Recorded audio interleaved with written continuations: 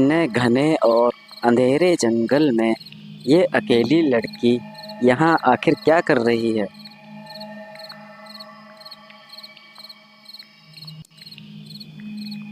तुम कौन हो और इतनी रात को इस जंगल में क्या कर रही हो? मेरा नाम मोमिनी है। मैं तो अपने घर ही जा रही थी, लेकिन मैं अपने घर का रास्ता भूल गई और इस जंगल में भटक गई हूँ। अगर तुम चाहो तो मैं तुम्हें अपने साथ अपने घर ले चल सकता हूँ और सुबह होने पर मैं तुम्हें वहाँ छोड़ दूँगा जहाँ तुम्हें जाना था। धन्यवाद भाई साहब, आप मेरी मदद करने के लिए तैयार हुए। आपको धन्यवाद कहने की कोई ज़रूरत नहीं। ये तो मेरा फ़र्ज़ बनता है कि मैं आपकी मदद करूँ।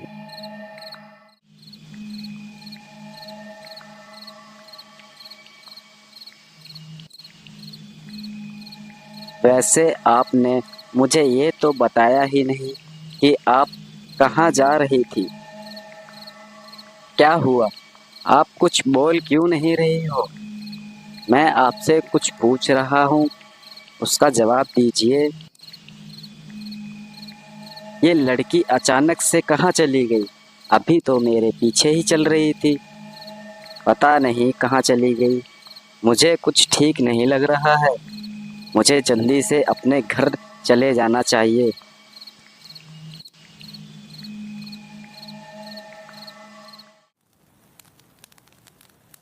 भैया, आज तुम्हें घर आने में इतनी देर कैसे लग गई? मैंने तुमसे कितनी बार कहा है कि घर जल्दी वापस आ जाया करो।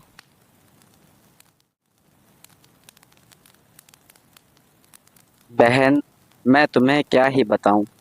जंगल में मुझे आज एक लड़की मिली थी जिसने अपना नाम मोमिनी बताया था।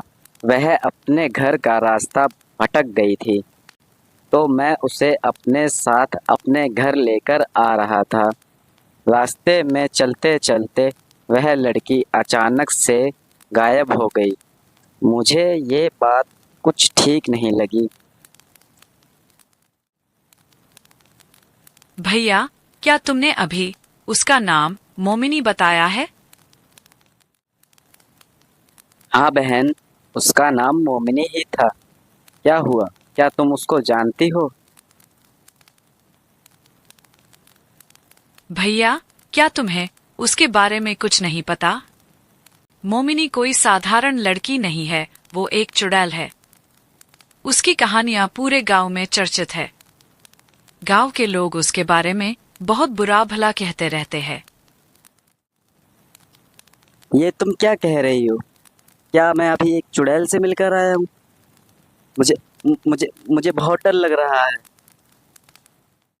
भैया, तुम्हें डरने की कोई जरूरत नहीं। मोमिनी तुम्हें कोई नुकसान नहीं पहुंचाएगी, क्योंकि मोमिनी एक अच्छी आत्मा है।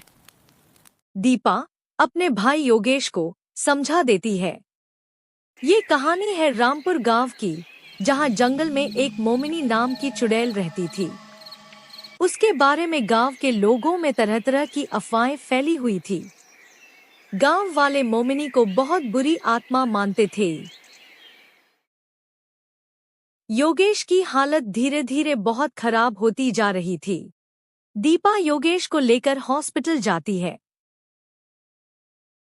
डॉक्टर साहब, मेरे भाई को कल रात से बुखार आ रहा है। आप मेरे भाई का इलाज करके ठीक कर दो। योगेश 2 दिन हॉस्पिटल में ही रहता है। डॉक्टर योगेश को ठीक करने की हर मुमकिन कोशिश करता है, लेकिन योगेश का बुखार नहीं जाता। योगेश की हालत और खराब हो जाती है। योगेश की बिगड़ती हालत को देखकर डॉक्टर दीपा से कहते हैं, दीपा, तुम योगेश को यहाँ से ले जाओ। अब योगेश का इलाज यहाँ नहीं हो सकता, क्योंकि योगेश का बुखार जा ही नहीं रहा। मुझे तो कुछ और ही चक्कर लगता है। दीपा योगेश को हॉस्पिटल से अपने घर ले आती है। दीपा अपने भाई की हालत देखकर परेशान हो जाती है। फिर दीपा योगेश को अपने गांव के ही किसी बाबा के पास ले जाती है। बाबा, मेरी मदद करो। जब से मेरा भाई मोमिनी चुड़ैल से मिला है, तब से मेरे भाई का बुखार जा ही नहीं रहा है।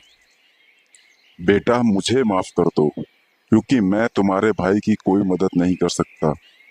तुम्हारे भाई की मदद अब मोमिनी के अलावा कोई नहीं कर सकता। बाबा, मैं मोमिनी से कैसी मिलूंगी? मुझे मोमिनी से मिलने का कोई उपाय बताओ। बेटा, तुम्हें मोमिनी से मिलने के लिए जंगल के बीचों बीच जाना पड़ेगा। जंगल में तुम्हें एक बड़ा सा बरगद का पेड़ दिखाई देगा। मोमिनी उसी बरगद पे निवास करती है। दीपा योगेश को लेकर अपने घर आ जाती है और अगले ही दिन दीपा मोमिनी से मिलने के लिए जंगल में जाती है। जंगल के बीचों बीच उसको एक बड़ा सा पेड़ नजर आता है। उसी पेड़ के पास दीपा मोमिनी को पुकारने लगती है।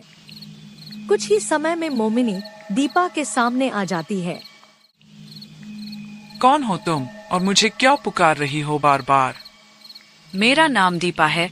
यहाँ मैं आपसे मदद मांगने आई हूँ। एक रात को मेरा भाई योगेश इसी जंगल में तुमसे मिला था, जिसने तुम्हें अपने साथ अपने घर ले जाने की बात कही थी। मेरे भाई योगेश की हालत तभी से बहुत खराब है। आपको मेरी मदद करनी होगी। मुझे इस बात का बहुत बुरा लगा। तुम्हारा भाई योगेश एक अच्छे दिल का इंसान है। मैं उसको ठीक करने के लिए तुम्हारी मदद जरूर करूंगी। मेरे पास एक किताब है जिसकी मदद से दुनिया की सारी परेशानियों को दूर किया जा सकता है। वो किताब मैं तुम्हें दे दूंगी, लेकिन तुम्हें मुझसे एक वादा करना पड़ेगा कि तुम उस किताब से हमेशा लोगों की भलाई करोगी और गांव के लोगों को समझाओगी कि मैं कोई बुरी आत्मा नहीं हूँ और किसी का बुरा नहीं सोचती हूँ। मैं अपने भाई को बचाने के लिए कुछ भी कर सकती हूँ। दीपा किताब लेकर सीधा अपने घर जाती है और किताब के जरिए अपने भाई को ठीक करती है। दीपा अपने गांव के लोगों को मोमिनी की सारी सच्चाई बताती है।